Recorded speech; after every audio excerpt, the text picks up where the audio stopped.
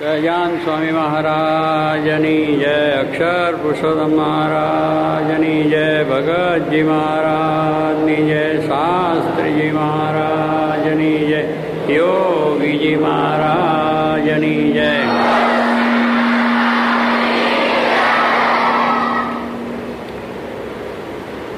મુક્તાન સ્વામીનું કીર્તન આપણે હમણાં સાંભળ્યું. એમાં ભગવાનના ભક્તો છે એમને સુખ દુઃખના પ્રસંગોની અંદર ધીરજ રાખવાનું કહ્યું છે, હિંમત રાખવાનું કહ્યું છે. આગળના બધાઓને જે મુશ્કેલીઓ દુઃખો જે આવ્યા છે એની વાત પણ કરી છે કે આવા એમના પ્રસંગો બન્યા, ભગવાન પણ એમની પાસે હતા, એનો આશરો હતો, સેવા ભક્તિ કરતા હતા, તો પણ આવી મુશ્કેલીઓ આવી છે. એટલે આપણે કેટલી વખત ધીરજ ખૂટી જાય છે. પણ મહારાજ કહે છે જ્યારે આવા સુખ દુઃખ આવે તો ધીરજ રાખવી, આકડા ઉતાવળા ના થઈ જવું, ભગવાનની પ્રાર્થના કરવી, પુરુષાર્થ કરવો, એમ કરતાં થાય છે. કારણ કેટલી વખત એવું પ્રારબ્ધનું હોય કે એમાં પૃથ્વીમાં જે એવા થર આવે છે, જમીન છે એમાં કેટલી પોચી આવે, કેટલી પથ્થરવાળી આવે, કેટલી કાંકરાવાળી આવે, એમ એનું થર બદલાતું જાય છે. પડ જેને કહે છે ને જુદા જુદા આવે પૃથ્વીની અંદર, એમ આપણા જીવનની અંદર પણ એવું કેટલુંક આવે છે, અપડાઉન જેવું થયા કરે છે. અને આગળના બધા ભક્તોને થયું છે, આપણે બધું જાણીએ છીએ. પણ એની અંદર મહારાજ કહે છે કે આ બધું છે પણ ભગવાનનો આશરો છે એટલે ધીરજને બહાર રાખવું. ભગવાન સર્વ કરતા છે અને એ સારું જ કરવાના છે એવા ભાવથી આપણે ભજન કીર્તન આપણો પુરુષાર્થ કરવો. એમાં પુરુષાર્થ કરતાં કરતાં એ થશે, છતાં એ ના થાય તો એ ભગવાનની ઈચ્છા છે, એમાં ભગવાન આપણું શ્રેય કરવાના છે. એ દૃષ્ટિથી આપણે ધીરજ રાખી અને ભજનને, સ્મરણને, સત્સંગ આપણા જીવનમાં દળ રાખવો, એ વાત કરે. એટલે હરિજન થઈને હાન વરદ સુખ દુઃખ મનમાં ન લાવીએ, કે આપણે ભગવાનના ભક્ત થયા, ભગવાનના આશ્રિત થયા, એને આ પ્રમાણે હાન એટલે આપણને કંઈ નુકસાન પણ થાય, વૃદ્ધિ પણ થાય. સુખ દુઃખ આવે સર્વ ભેળું તેમાં રાખજો સ્થિરમતી, જાળવીશ મારા જનને અતિશય જતન કરી. બે વાત કરી, સુખે આવશે ને દુઃખે છે, હાણ થશે ને વૃદ્ધિ થશે. કેટલી વખત આપણા જીવનની અંદર બહુ જ મોટો લાભ થઈ જાય, બહુ સારી પ્રાપ્તિ થઈ જાય, બહુ સારું કાર્ય થાય, ત્યારે આપણે હરખમાં પણ ભગવાન ભૂલી જઈએ. એવા હરખમાં થાય ત્યારે પણ આપણે હરખમાં થાય કે આપણે મેં કર્યું, મારાથી થયું, આમ છે ને તેમ છે ને, હરખની અંદર પછી ભગવાન ભૂલી જઈએ ને મેં જ કર્યું એવું બધું થઈ જાય. જેમ એક પ્રસંગ આખો છે કે દેવો અને અસુરો, દૈત્યો બેનું ઘર્ષણ તો ચાલે છે, દૈવી આસુરીનું ઘર્ષણ તો આપણે અનાદિથી ચાલે છે, જાણીએ છીએ. ગીતામાં પણ દૈવી આસુરી પ્રકૃતિની વાત કરી છે. એટલે એ બધું ચાલ્યા જ કરે છે. એમ દેવો દૈત્યોનું ઘર્ષણ પણ ચાલતું, તેમાં દૈત્યો તો બહુ બળવાન હોય. આજે તો બળિયાના બે ભાગ આપણે કહીએ છીએ કે અત્યારે પણ કોઈ બળીઓ છે અને જે એવા ગુંડાગીરીવાળા હોય એનું બધું ચાલે, એને બધી રીતે ફાવે. અને બીજા સારા જે હોય, નીતિમાં રહેતા હોય, બરોબર રીતે પોતાના કાયદા પ્રમાણે કામ કરતા હોય, બધું રીતનું વ્યવસ્થિત કરતા હોય, તો એનામાંથી ગુણો આવી જાય, એને જેલ થઈ જાય, એને મુશ્કેલી આવી જાય, અને પેલા લહેર કરતા હોય. એટલે એવી રીતે આસુરી બાદનું વૃદ્ધિ થાય. પણ અંતે તો ભગવાનનો જય છે, સત્યનો જય છે આપણે માનીએ છીએ, પણ તેગડી ધીરજ ના રહે.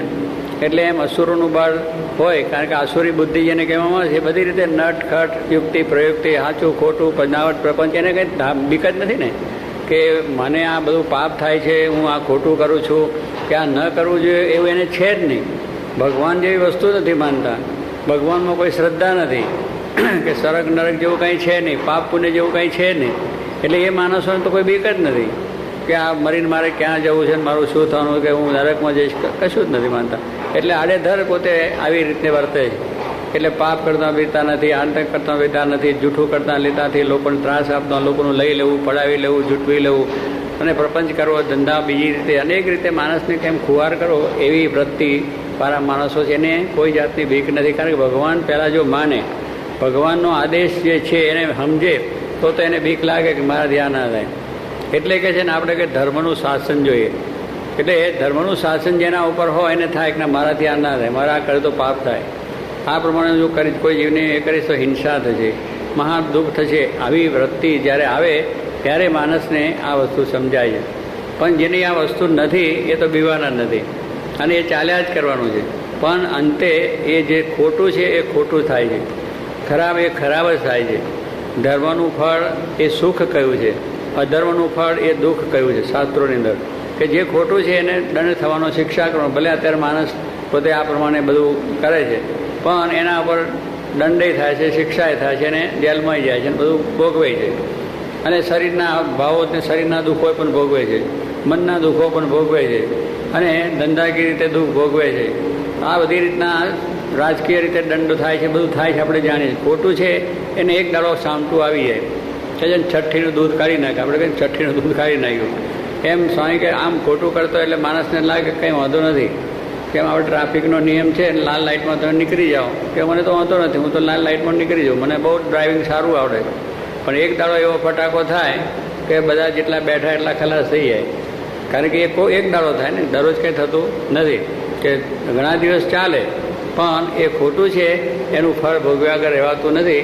એટલે માણસ જે ડરે છે એ ખોટું કરતો નથી ડરતો, એ એવી રીતનું કરે છે અને એનું ફળ ભોગવે છે. એ પણ આપણે અહીંયા જ ભોગવે છે અને મરીને પણ ભોગવે છે. શાસ્ત્રોની અંદર વિશ્વાસ આપણે રાખીએ એ પણ ભોગવવું જ પડે છે. એટલે એ રીતે કરનારા છે. એટલે મેં કહ્યું એમ દૈત્યો એ તો હંમેશા માટે જે દેવો છે એને પીડા આપે, ત્રાસ આપે, હેરાન કરે, મુશ્કેલી કરે. દેવો બહુ થાક્યા, ભગવાનને પ્રાર્થના કરી કે ભગવાન હવે કંઈક રક્ષા કરો, આ તો લોકો હેરાન કરી નાખ્યા, અમને મુશ્કેલી કરી નાખી.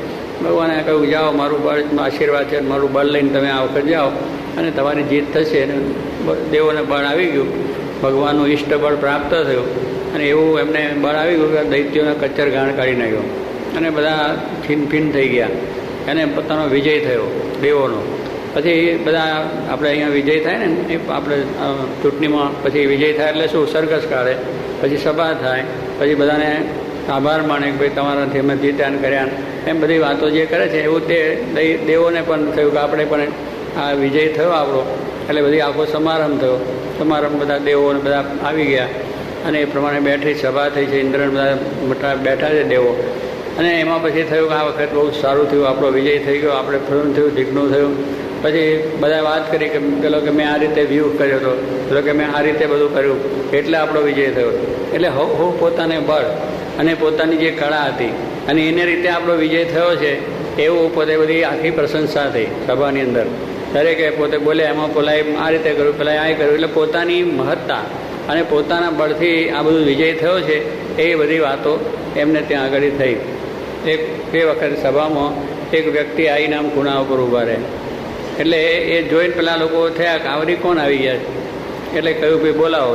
એટલે ને આગળ સભા આગળ બોલાવીને બોલે તમે કોણ છો, એટલે આમ ઊભા રહ્યા હતા. પછી એને કહ્યું કે હું અહીંયા આગળ એક આવ્યો છું કે આ પેલું પાંદડું પડ્યું છે, સામે પાંદડું પડ્યું હતું, એ થઈનું જેને કહે છે. હવે એને કે મારી પાસે લાવો તો મારે એ જરૂર છે. એટલે એ રીતે એને વાત કરી. એટલે પેલા ત્યાં આગળ જે ઊભા હતા ત્યાં આગળથી એને પાંદડું અરે સામે હતું વળેલું હતું, એ એને કહ્યું પેલે વરુણદેવને અરે પવનદેવને મોકલ્યા.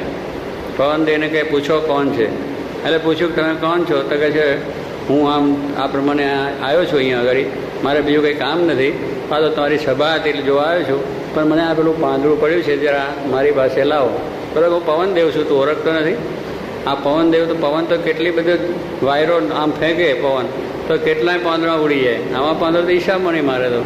અને એ પ્રમાણે મોટા મોટા બિલ્ડિંગ પણ ઉડી જાય વાયરામાં. તો કેટલી બધા ગડરો છે, મોટા ગડરોને મારી નાખું એવી શક્તિ મારામાં. ભાઈ તારી શક્તિ બરોબર છે, મારા પાંદડું લાઈને પાંદડું એને પેલી પવન મૂક્યો, ત્યાંથી ખસ્યું જ નહીં. પછી બધી આખી શક્તિ મૂકી દીધી તો એ ખસ્યું નહીં. એટલે વિલે મોડા આવીને પાછો બેસી ગયો. પછી અગ્નિદેવને કહ્યું કોણ છે તમે તપાસ કરો. ત્યાં જોવા ગયા તો કે આ પાંદડું છે ને બારી નાખ, મારે એટલું જ કરવું. અરે તું સમજે છું અગ્નિદેવ, જંગલને ગામને બધા શહેરને શહેર બારીને ભસ્મ કરવું, જે હોય પણ આટલું કરો. એને અગ્નિને પોતાની શક્તિ મૂકી, એને પાછો પડ્યો, એ પાંદડું ભર્યું નહીં, કશું નહીં થયું.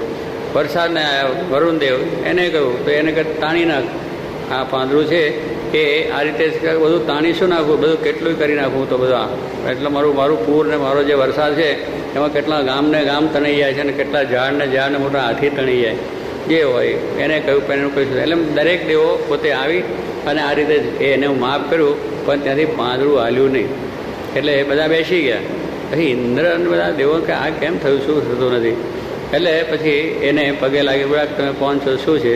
એટલે ભગવાન પોતે પોતાનું સ્વરૂપ પ્રગટ કરે છે અને કહ્યું કે આ તમે બધા જે જીત્યા છે, તમારો જે વિજય થયો છે, એમાં તમે ભગવાનને ભૂલી ગયા, જેને તમને આશીર્વાદ આપ્યા, જેને તમને શક્તિ આપી, જેને લઈને તમારો વિજય થયો છે, અને આ બધું તમે ભૂલી ગયા અને તમે તમારી બળાઈની વાત કરવા લાગ્યા છે. એટલે આ શક્તિ આપણામાં નથી, એ ભગવાનમાં છે. દેવોને પોતાને બધો એ પ્રમાણે એમનો વાતથી નિશ્ચય કરાયો. એટલે કે આ ભગવાન છે અને ભગવાનનું બળ આપણે ભૂલી ગયા. બધા પછતાય બરાબર છે કે ભગવાનને આપણે ભૂલી ગયા અને આપણી બળાઈની વાત કરી. એમ માણસો છે એ પ્રમાણે છે, પણ અંતે મેં કહું એમ આસુરી બળ એ કામ નથી આવતું.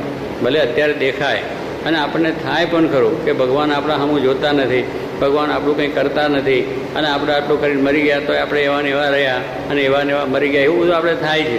પણ ભગવાન છે એ આપણા સારું કરે છે અને સારું એ કરીને આપણને સુખિયા કરે છે અને શાંતિ પણ કરે છે. એટલે કહેવાનું શું છે કે આ આસુરી બળ ગમે એટલું હોય, પણ જ્યારે ભગવાનનું બળ હોય ત્યારે આ બધી વસ્તુનું થાય છે. એટલે અહીંયા આપણે ભગવાનના ભક્ત થયા તો એને માટે અહીંયા મુક્તાનંદ સ્વામી કહે છે કે તમે હાણ થઈ જાય કે વૃદ્ધિ થઈ જાય, તમને ખૂબ સારું સુખ મળે તો પણ ભગવાનને ભૂલશો નહીં, ખૂબ દુઃખ આવે તો પણ ભગવાનને ભૂલશો નહીં. કુંતાજીએ પણ કહ્યું કુંતાજી દુઃખ માગ કે લ્યો એ ભક્તવી રીતે. કુંતાજી છે એ પાંડવોને બહુ દુઃખ આવ્યું. એમાં લખ્યું છે પાંડવ પ્રભુને અતિ પ્યારા અને જેથી પળેક નાથ નહે રહ્યા. ભગવાન છે એ પાંડવોથી દૂર નહોતા, કાયમ પાંડવોની સાથે બંધાયેલા હતા. એટલે એમના ગમે તે પ્રસંગોની અંદર ભગવાન સાથે છતાં પણ પાંડવોને કેટલું દુઃખ પડ્યું આપણે જાણીએ છીએ. દુર્યોધને એમને બડા રાણપાણ કરી નાખ્યા, રાજ પણ લઈ લીધું, રખડતા કરી લીધા, જંગલમાં જવું પડ્યું અને કોઈ જાતની સગવડ સુવિધાઓ નહીં, એમાં બધા કષ્ટ પડ્યા. લાખા ગ્રહમાં બારી નાખવાની પણ વાત કરી. ભગવાન સાથે છે, પાછા ભગવાન સાથે એમની સલાહ લઈને જ કરવાનું બધું. પણ ભગવાને હતા છતાં દુઃખ ભોગવવું પડ્યું. ન કે ભગવાન તો દ્રષ્ટિ કરે તો દુર્યોધન ઉડી જાય ને આ બધું કાર્ય બધું જંગલમાં ના જવું, એનું રાજે મળી જાય અને રાજ કરતા થઈ જાય. પણ ભગવાને કસોટી કરી હતી પાંડવોની અને એમની નિષ્ઠા સમજણ જોઈ હતી. એટલે એ રીતે ભગવાન પણ પોતે દુઃખી થાય, સાથે મુશ્કેલી થાય. અને આ બધું આપણે જોયું છે, બધા પ્રસંગો વાંચીએ છીએ.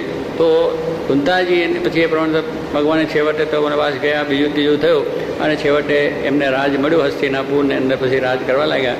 પછી એમને યજ્ઞ કર્યો અને એ યજ્ઞની અંદર હજારો લાખો માણસો આવ્યા, વ્યવસ્થા થઈ અને તમામ યજ્ઞોની અંદરની બધી વ્યવસ્થા થઈ ગઈ, સારું થઈ ગયું. અને સ્વાભાવિક તેકડે એમના બધા આપણા સ્નેહી સગા હોય, આપણે ત્યાં પ્રસંગ હોય તેને વ્યવસ્થા સાંપે કે તમે ઉતારા કરજો, કોઈ જમણવારમાં વ્યવસ્થા કરજો, કોઈ બીજી વ્યવસ્થા કરજો, એમ બધાને સોંપેલું. હવે ભગવાન કૃષ્ણ પણ એમના સગા જ હતા. એટલે એમને શું વ્યવસ્થા, એમને શું કરવાની સેવા? તો કે તમારે જે છે આવે બધા રાજાવાળા જમવા, એના પગ ધોવાના અને જમે એનો પતરાળો ઉપાડી લેવાનો. આ સેવા કૃષ્ણને મળી. હવે આપણે કૃષ્ણ જે ભગવાન છે, હવે એમને આવી સેવા આપણે એ કરવાની હોય તો આપણને કેટલો વિચાર આવે. આપણે જરા મોટા માણસ તરીકે હોય ને કંઈક તમારે પતરાળો ઉપાડવાનો છે, આપણે અહીંયા લગભગ જમણવાર કરો છો, તમે જમણવારમાં કોણ માણસો ઉપાડે? પહેલાં જમણમાં બધું થતું ગામડામાં બધા શહેરો. એટલે જે બધા સામાન્ય માણસો હોય એ પતરાળો ઉપાડે, હેઠા પતરાળો ઉપાડી અને બધી એની વ્યવસ્થા કરે. એટલે સારા માણસ કોઈ ઉપાડે નહીં. અને કહેવાનું શું, પણ ભગવાને આ સેવા ઉપાડી. પગ ધોવાની વાત છે એ પણ બધા બીજા સામાન્ય માણસો હોય એ મોટા માણસના પગ ધોયા, હાથ પગ ધોઈને પછી જમવા માટે જાય. એ વ્યવસ્થા ભગવાને કરી. એ 7 દિવસ યજ્ઞ ચાલ્યો, બધું થઈ રહ્યું, પતી ગયું, હોને ઘરે જવા માંડ્યા રજા લઈને. ભગવાન કૃષ્ણ પણ ગયા કુંતા માતાને પગે લાગવા, કારણ કે મુખ્ય તરીકે રાજમાતા તરીકે હતા એટલે એમને પગે લાગ્યા. કે કેમ? તો કે હું રજા લઉં છું. તો ભગવાન તમે ક્યારે આવ્યા? કારણ કે રાજ મળ્યું તેમાં ભૂલી ગયા. રાજ મળ્યું અને આ બધું સારું જલસો થયો, આ બધો ઉત્સવ થયો, એની અંદર બધા પાંડવો અને કૃષ્ણને ભૂલી ગયા અને કુંતા માતાને બધું ભૂલી ગયા. કૃષ્ણ આવ્યા છે, ક્યાં ઉતર્યા છે, શું કરે છે, શું નહીં છે, ખાય છે, પીએ છે, કાંઈ જ ખબર નહીં. આ દિવસ સુધી એમને આનંદ બધું થઈ ગયું, આનંદ બનાવી લે. પછી કહ્યું હું તો આ પહેલેથી આવ્યો છું અને અહીંયા આગળ આ બધું કરતો હતો. કુંતાજીને દુઃખ થયું કે જે ભગવાન આપણાથી ક્ષણ દૂર નહોતા અને કાયમ આપણે જેને સંભાળતા, આપણા દુઃખની અંદર સુખની અંદર ખૂબ એમને ભાગ આપણને આપ્યો છે અને આપણી રક્ષા કરી છે, એ ભગવાનને આપણે ભૂલી ગયા. તો એમને ભગવાન પાસે ઉલટું સામેથી માગ્યું કે ભગવાન અમને દુઃખમાં આપજો, દુઃખમાં તમે જેટલા સાંભળ્યા એ આ સુખમાં કંઈ સાંભળ્યા નથી. એટલે કહું છું સુખમાં પણ ભૂલી જવાય. એટલે અહીંયા કહું હા ને વૃદ્ધિ બેની અંદર પણ ભગવાન ભૂલાવા ના જોઈએ ગમે એવા પ્રસંગોની અંદર. તો એ ભક્તની મહત્તા છે અને એમાં આપણું શ્રેય પણ છે. એટલે આવા બધા ભક્તોના જે દાખલા કરીએ છીએ એની અંદર આવું બધું દુઃખ સર્વને પડ્યું છે. પણ એ વખતે પણ એમને ભગવાનમાંથી શ્રદ્ધા ગુમાવી નથી, ભગવાનનો આશરો મૂક્યો નથી, ભગવાનની ભક્તિ મૂકી નથી. એટલે બેયની અંદર આપણે સમાનતા રાખવાની છે. દુઃખ આવે તો ભોગવી લેવું. મહારાજે કહ્યું છે કે સુખ આવે તો ગુણાત્માને કહ્યું સુખ આવે તો સુખ ભોગવી લેવું. ભોગવી લેવું એનો વાંધો નહીં, ભૂલવા નહીં ભગવાને. સુખ આવે તો આ સારી રીતે ભોગવી લેવું. સારી એટલે શું કે આપણે નીતિ નિયમમાં રહીને જે કંઈની વ્યવસ્થા થતી હોય, જેનો ઉપયોગ સારો થતો એ રીતે આપણે કરવું. આપણે ખાવામાં, પીવામાં, રહેવામાં, બીજામાં, ત્રીજામાં બધી વ્યવસ્થા બધું સારી રીતે કરવું. પણ એને ખોટે રસ્તે, ખરાબ રસ્તે નહીં, એટલે સારી રીતે એનો આપણે ઉપભોગ કરવો અને એની વ્યવસ્થા કરવી. દુઃખ આવે તો દુઃખમાં પણ શાંતિ રાખવી, ધીરજ રાખવી અને એ રીતે આપણે કરવાનું. તો કહેવાનું કે એ પ્રમાણે સુખ દુઃખનો દરિયો છે, એમાં ભગવાનનો આશરો હોય તો તરી શકાય છે. તો એ રીતે આપણા જીવનમાં આદર કરવાનું છે. એટલે હાન વૃદ્ધિ આવે તો પણ મનમાં દુઃખ લાવવું નહીં. કે બધા ભક્તોએ કોઈ દુઃખ લાવ્યા નથી.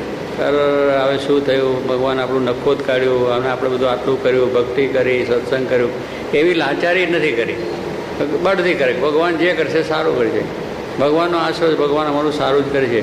એવા ઘણા પ્રસંગો આપણે મહારાજના વખતમાં થયા છે ને શાસ્ત્રીમાં યોગી મહારાજના વખત થયા છે. અને એવા ભક્તો ઘણા સુરવીરતાથી આ બધું પોતાનું દુઃખ એને સહન કરી લીધું છે. એવા ઘણા દાખલા. એટલે કહેવાનું છું કે અહીંયા આગળ આપણને કહે છે કે દુઃખ મનમાં લાવ્યા નથી. જેને ઉત્સાહ ઉમંગ રાખ્યો અને એ ભગવાનનો આશરો એમને મૂક્યો નથી. માટે હિંમત હારવી નહીં. આ કહે છે ને હિંમત હારી જવાય. કેટલી વખત એમાં દુઃખ આપણને આવે છે. શારીરિકના આવે, માનસિકના આવે, આર્થિક આવે, સામાજિક આવે અને રાજકીય. આ બધા દુઃખ છે. દુઃખનો દરિયો કયો છે અને દુઃખનું ઘર કયું છે. એટલે એવા પ્રસંગો આપણે આવવા જ, ગમે એવો મોટો હશે અને ગમે એટલો વિદ્વાન હશે, પંડિત હશે કે મૂર્ખ હશે કે ગરીબ હશે કે તવંગ હશે, રાજા હશે કે રંક હશે, બધાને આ મુશ્કેલીઓ આવી છે અને આવવાની છે. પણ જેમાં ભગવાનનો આશરોવાળાએ ધીરજને બળ રાખ્યું છે એના શાસ્ત્રોમાં નામ લખાયા છે અને એ તરી ગયા છે. એટલે એ રીતે છે. કારણ કે આપણી વાસના તોડાવશે. ભગવાન દુઃખ મૂકીને આપણી વાસના છે, આપણા સ્વભાવ છે ટાળવા માટે, આપણી ધીરજને, આપણી નિષ્ઠા જોવા માટે પણ થતું હોય છે. એટલે એ રીતે અહીંયા કહ્યું કે હિંમત હારવી નહીં. અને એ રીતે વસુદેવકીની પણ વાત કરી કે વસુદેવને દેવકી પણ બંધનમાં રહેલો, ભગવાનના માતા પિતા. હવે એને તો કંઈક એનો વિચાર કરવો છે. જેને ત્યાં ભગવાન પ્રગટ થયા અને જેનો અવતાર થયો અસુરોનો નાશ કરવા માટે, ધર્મનું સ્થાપન કરવા માટે, પણ એના માતા પિતાને જ જેલમાં જવું પડ્યું. કંસ એનો મામો થાય અને એને થયું કે આ દેવકી તારી બેન છે, એનો 8મો ગર્ભ તારો નાશ કરશે. એટલે એને મનમાં થયું કે આ મારે આ લોકોને છોકરા જન્મે બધા સાફ કરવા, પણ એ પાછા બહાર રહે તો કંઈ ખબર ના પડે, જેલમાં પૂર્યા એને ખબર પડે. પણ છતાં કહેવાનું શું છે કે એમને પણ દુઃખ ભોગ્યું. દેવકીને વસુદેવે પણ દુઃખ ભોગ્યું કે આપણું કેમ દુઃખ ભગવાને ન ટાળ્યું. આવી રીતે એમના મનમાં વિચાર આવ્યો નથી અને સદા પ્રમાણે સુખને શાંતિ કરી છે. એટલે મહારાજ આપણને અહીંયા એ સમજાવે છે કે આપણા જીવનમાં આ બધું આવશે, પણ છતાં બહુ હિંમતથી અને પ્રેમથી એને સહન કરી લેવું અને ધીરજ આપણે રાખવાની કહી છે. ધીરજ સમ નહીં ધન, સંતો ધીરજ સમ નહીં ધન. ધીરજ એ મોટું ધન છે. આપણા પૈસાનું ધન છે એ તો આવે ને જાય, એટલે હરખ શોખ બે થવાનો છે. પૈસા આવે તો આપણે હરખ થઈ જાય એટલે દુઃખ થાય કે મારા પૈસા ગયા. પણ આપણા હતા જ નહીં, એ વિચાર આવે તો ક્યાંથી દુઃખ થાય. આવે છે તારે હરખ થઈ જાય કે હો આપણે સુખ થઈ ગયું, પણ પાછું જાય તારે એટલે જ્યારે ના હોય અને જે દુઃખ થાય એના કરતાં આવ્યા પછી જાય ત્યારે વધારે દુઃખ થાય. આપણને વધારે દુઃખ થાય છે. બાળક ના હોય તો દુઃખ તો થાય, બાળક થાય સારું એવું તો વિચાર આવે, પણ જ્યારે પાછો જન્મીને મરી જાય ત્યારે દુઃખ એટલું બધું થાય કે મરવા જેટલું દુઃખ આવી જાય. એટલે માણસને જ્યારે નથી હોતું દુઃખ તો છે, પણ પેલું જ્યારે આવે ને ચાલ્યું જાય ત્યારે દુઃખ થાય છે. પૈસા આવે છે પણ જાય ત્યારે પાછું આપણને એટલું બધું હતાશ થઈ જાય અને હાવ એકદમ નિરાશા થઈ જાય. એટલે સ્વામી કહે છે આ પ્રમાણે આપણા જીવનમાં આ પ્રસંગો આવે પણ નિરાશ ને હતાશા થવા નથી. એટલે જ્યારે આપણે હોય ત્યારે બરાબર છે, રાજી થવા જેવી વસ્તુ સારી વસ્તુ છે, પણ જાય તો દુઃખ કરવાનું નથી. કારણ કે જ્યાંનું નાશવંત વસ્તુ છે, જન્મ્યા ત્યાંથી જરૂર જ્યાંનો મરવાનો છે. પછી આપણે આવું વહેલા મળ્યા કે મોડા મળ્યા કે નાની ઉંમર કે મોટી ઉંમર, પણ એ જવાનું છે નક્કી એટલું જેમાં ધારી રાખ્યું હોય તો દુઃખ ના થાય. બધા મોટા મોટા રાજાઓ ચાલ્યા ગયા છે ને આપણે ચાલ્યા જવાનું. પછી એનું દુઃખ શું? મૃત્યુલોકમાં બેઠા છે, એનો વિચાર કરવાનો. હવે આપણને જે પ્રાપ્તિ થઈ છે એ પણ મૂકી દેવાના છે, કંઈ આપણી સાથે કોઈ આવ્યું નથી. એમ આપણી પાસે સંપત્તિ હોય અને કદાચ આપણી સંપત્તિ નાશ થઈ ગઈ, અગર કંઈ લૂંટાઈ ગઈ કે કાં તો કોઈ બીજી રીતે એનો એ થઈ ગયો, તો દુઃખ નથી કરવાનું કે આપણે બરાબર કશું આપણે પ્રાપ્ત કર્યું જ નહોતું, કારણ કે રસા પાયા જ નહોતા. એક ફકીર હતો, જતો હતો રસ્તા પર અને એક દોરડું મળ્યું. ત્યાં સારું એક દોરડું પડેલું જોયું, એને લીધે બહુ સારું છે, મારે કામ આવશે. ખભે નાખ્યું. ખભે નાખતો અલમસ્તમાં પોતે ભગવાનના કરતો ધ્યાન ભજન કરતાં કરતાં જતો હતો, પડી ગયો. થોડે ગયા પછી ખબર પડી પેલું ખભે દોરડું હતું ક્યાં ગયું કે પડી ગયું. પછી એને જેવું લાઈન પાછો, પછી પણ પાછો વિચાર આવ્યો કે હું પાછો જઈશ. ફરી એ દોરડાવાળાનો કોઈ માલિક પાછો આવશે અને એ પાછું મને કહે છે આ મારું દોરડું છે અને હું કહીશ મારું છે, મને જડ્યું છે અને એમ મારા તકરાર થશે, ટંટો થશે, કોરટ થશે, બખેડો થશે, દંડ થશે, શિક્ષા થશે. માટે મૂકવાનું કે રસા પાયા જ નહોતા કે આપણું દોરડું ક્યાં હતું જ, રસ્તામાંથી મળ્યું હતું અને ગયું. એટલે આપણે પણ માનવાનું છે કે આ ભગવાન ઈચ્છાથી આવ્યું છે અને ભગવાન ઈચ્છાથી ચાલી ગયું, તો હરકશોક થાય નહીં, એનું દુઃખ ના થાય. તો એ જ આપણે સમજાય કે સાંખ વિચાર મારા કે દરેકે સાંખ વિચાર રાખવાનો છે કે આ બધું દેખાય છે એક દિવસ નાશવાળું છે, તો આપણે એ જતું રહે તો પણ દુઃખ થાય નહીં. જવાનું છે, કમાણી કરી છે અને પૈસા જાય છે અને આવે છે, આપણે બે જોઈએ છીએ. એટલે એની અંદર આપણો જો સાંખ વિચાર હોય કે આપણે એટલું નહોતા જ કમાયા. આ આપણા યુગાન્ડામાંથી બધા આપણા ભાઈઓને કાઢ્યા, ઈડી અમીને, એને પેલું શું કહ્યું, પોતાનો આત્માનો અવાજ આવી ગયો, સ્વપ્ન થયું કે બધાના ઇન્ડિયન તું કાઢી મૂક, અને બધાને કાઢ્યા, બંદૂકની ગોરીએ કાઢીને કે કંઈ મિલકત લેવાના નથી, લાખો રૂપિયાની મિલકતોને બધા ધંધા પાણી બધું મૂકીને બધા જતા રહ્યા આપણા ભાઈઓ. અને એ રીતે આપણે જાણીએ છીએ ઘણા ભાઈઓ નીકળી ગયા અને બધા ગયા. પણ જેને ભગવાનનો આપણે સત્સંગ હતો એને સુખ્યા રહ્યા કે ભાઈ ભગવાનની ઈચ્છા માનીને પછી ત્યાં લંડન જઈને પાછું બધું ભેગું. કેટલાક તો હાર્ટ ફેલ થઈ ગયા, કેટલાક એમાં મૃત્યુ થઈ ગયા, કેટલાકને બધું કંઈ ગાળા થઈ ગયા, અને કેટલુંક એવું થઈ ગયું, કારણ કે ભગવાનનો આશરો નથી. એટલે એને આવે આપણું શું થશે શું થશે, આ બધું લઈને શું થશે એમ થઈ ગયા. એટલે કહેવાનું શું છે કે આવી રીતે બધા થઈ ગયા. અને જેને આ જ્ઞાન હતું એ પાછા જઈને અત્યારે બંગલા મોટરને ગાડીઓવાળા થઈ ગયા. એવું છે. અમારા પ્રભુદાસ લાલાજી કે પછી એમને ત્યાંથી બંદૂકની ગોરીએ કાઢ્યા. પછી અહીંયા આવીને એમને કહ્યું પ્રભુદાસ તમે આ બધું ત્યાં કમાયા કંઈ લાયા નહીં, કર્યા નહીં. બીજું હું ધોતિયું પહેરીને ગયો હતો ને પાટલું પહેરીને આવ્યો છું, ટાઈ પહેરીને, એટલું કમાઈ આવ્યો. એટલે એટલો ઉત્સાહ એને કહેવાનું શું છે કે ગોધરા ના રહ્યા, ત્યાં ઈડી અમીને આવ્યો, અમારું બધું લઈ લીધું, લૂંટી લીધું, હેરાન કર્યા, અમે તો બહુ દુઃખી થઈ ગયા, હેરાન થઈ ગયા. કશી વાત નહીં, તરત જવાબ આપી દીધો. ત્યાંથી ધોતિયું પહેરીને ગયો હતો અને પાટલું ટાઈ બધું કોટ પહેરીને આવ્યો છું, કમાઈને આવ્યો છું. કે સત્સંગ થયો મને, ત્યાં સત્સંગનો મેં લાભ લીધો, મેં ભગવાનની સેવા કરી, આ બધી વાતો કરવા લાગ્યા. શાસ્ત્રી મારા મહિમાની, જોગી મારા મહિમાની, ઉત્સાહથી વાત કરી. એટલે કહેવાનું શું છે કે જો એને સાંખ જ કરી નાખ્યો કે હતું જ નહીં, આપણે અહીંથી લઈને ગયા નહોતા ને, અહીંથી ગયા ત્યારે કશું લઈને નહોતા ગયા અને એમને મૂકીને પાછા આવ્યા એનું બધું. એટલે કહેવાનું શું કે આવું જો જ્ઞાન આપણને હોય, આ સાંખનો વિચાર છે, સાંખનો વિચાર છે એ જો રાખીએ તો આપણે પાછી વૃત્તિ થઈ જાય ને કે એને સંભાળ્યા કરીએ.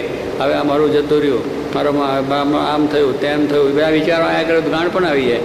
પણ ભાઈ હવે હતું જ નહીં, આપણે મળ્યું જ નહોતું, જન્મ્યા ત્યારે ક્યાં કશું લાવ્યા હતા અને જઈશું તારે કંઈ લઈ જવાના. એટલે એક સાંખ વિચાર પણ આપણે જરૂર જોઈએ.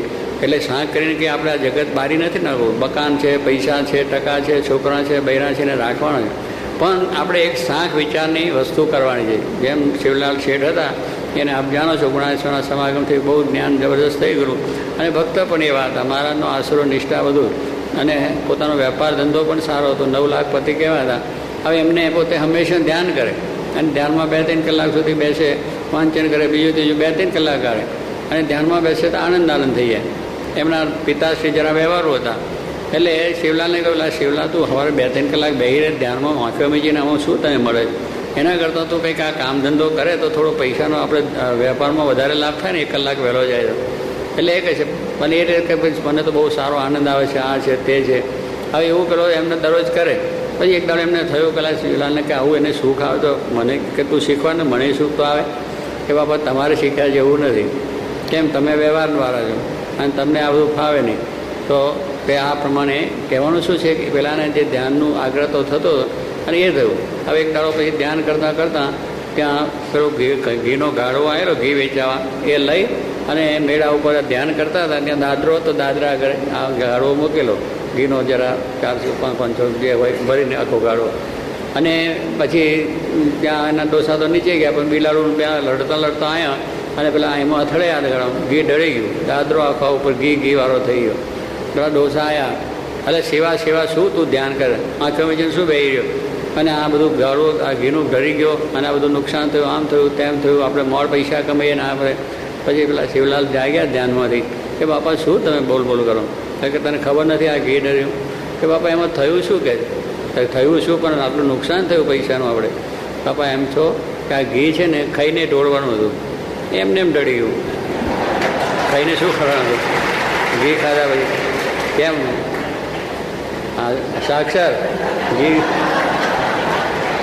અને સાક્ષર ને ઘીની જરા બધા સ્વાદ બહુ આવે છે. એટલે કહેવાનું શું, ખાઈને શું કરીએ છીએ આપણે, જાજરૂ તે એક બીજું કંઈ એ ઢોળ્યા જેવું થયું ને, બીજું કંઈ ઓછું એનો અવાજ આવે છે, એ કંઈ ખાઈને ઢોળી નાખવું હતું અને એમને એમ ઢળી ગયું અને દાદરો થયો ચીકણો, મજબૂત લાકડું થયું, વધારે એનો આવડતા થયો. ખોટું શું થયું, જો શિવલાલને દુઃખ ના થયું, કારણ કે એને શાંક હતો કે આ એક વખત દોડવાનું છે, આમે જતું રહ્યું. બીજું છે જનક રાજાને વિચાર આવ્યો ને કે આ મથીલા ભરે છે એમાં મારું કંઈ નથી પડતું. જો એનું રાજ હતું, એની સંપત્તિ હતી, એનો બંગલો હતો, બધું હતું, પણ એને અષ્ટાવક્રથી જ્ઞાન થયું હતું કે આ કશું જ મારું નથી, મારું વસ્તુ મનાય તો દુઃખ થાય, ના મનાય તો કશું ના થાય. જનક રાજાને કંઈ પોતાનું મનાતું જ નહોતું, મારો મહેલ છે, બંગલો છે, રાજ છે, કશું મારું કશું છે જ નહીં. તો મહેલ ભરતો તો એવું બેસી રહ્યા કે મિથિલામાં ભરે મારું કંઈ નથી ભરતું તો શું. એટલે આપણે પણ આવા પ્રસંગોની અંદર આનંદ વૃદ્ધિની અંદર એવો સાંખ રાખવો જોઈએ તો સદા સુખ્યા રહેવાય અને સદા શાંતિ આપણને થઈ જાય. તો આ પ્રમાણે આ બધા આખ્યાના દ્રષ્ટાંતો સિદ્ધાંતો આપણે સમજીએ તો મુક્તાન સ્વામી આપણને આવા ધીરજને બળને હિંમતની વાત કરે છે કે આપણા આવા પ્રસંગોની અંદર મહારાજનો આશરો છે, ભગવાનનું ભજન છે, આવો સત્સંગ છે, એમાં દ્રઢ રહેવું અને સવયા થવું, ઉત્સાહ કરો. જો કે મારા પણ બળની વાત કરતા કોઈ કે લ થાપો ભગવાન બધું સારું કરજે, કહેવાનું શું છે કે એમને પણ એવી રીતે બળની વાત કરી અને આપણે ધીરજની હિંમત આપતા હતા. તો આ સત્સંગનું ફળ એ છે કે આ સત્સંગ કરીએ છીએ એટલે આપણને કદાચ આ લૌકિક લાભ થાય ના થવાય, પણ આપણા આત્માને જે બળ મળે છે, આત્માનું જે શ્રી થાય છે એ ઉત્તમ વસ્તુ છે માની અને આવો સત્સંગ એની અંદર દૈવી આનંદ માની અને સદા આપણે ભક્તિ સત્સંગ કરીને મારાને રાજી કરવા. સહજાન સ્વામી મહારાજ.